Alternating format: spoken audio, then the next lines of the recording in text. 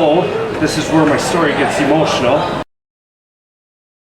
So finally at about 17 miles, my body gave up again.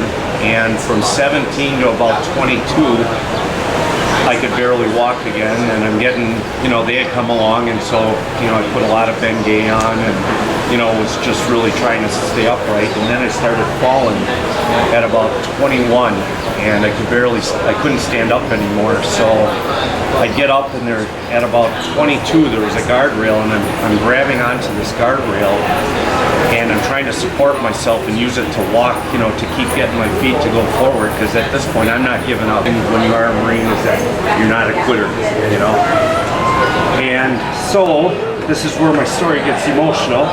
So as I'm crawling along at mile 22 on this guardrail, my parents, I can never tell this story and not do this, It's amazing. Same thing with the finish line, but my parents had come to Hawaii to surprise me. And so they get off the airplane, never been to Hawaii, and they're trying to figure out, as they leave the airport in a rental car, and there were no such thing as GPSs in 1978, so they're driving down from the airport, driving down towards Waikiki, and they're stopping and talking to people. Now, people don't know about this. There's 15 people, there's no support people, no nothing. And somehow they got into Waikiki, and one of my support vehicle was there. A big green military van was there, and it was my support vehicle.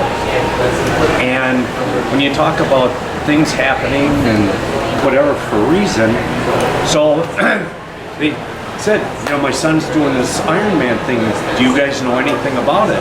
They said, well, we happen to be your son's support vehicle. All their stuff into the van, and all of a sudden at mile 22, this van pulls up, and the door opens up, and it's like, I feel like it's a mirage, I'm looking, and it's like, do I see my parents there? I'm just like lost at this point. So my mom gets out and comes up and gives me a big kiss and a hug and tells me she loves me.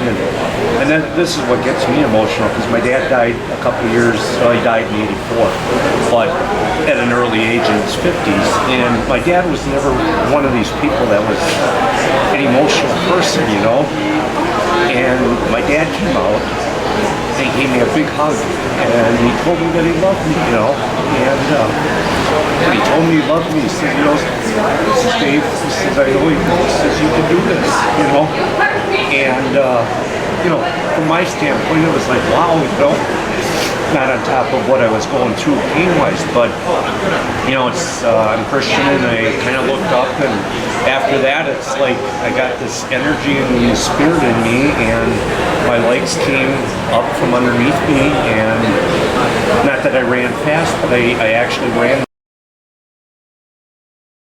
Race day comes along. This was December of '77 when the discussion came up and the event was proposed.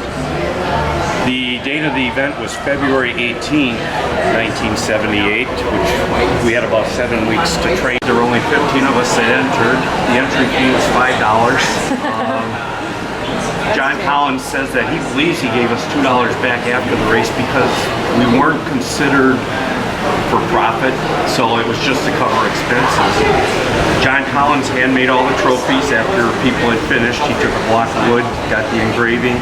He worked in a naval shipyard, so he took copper pieces and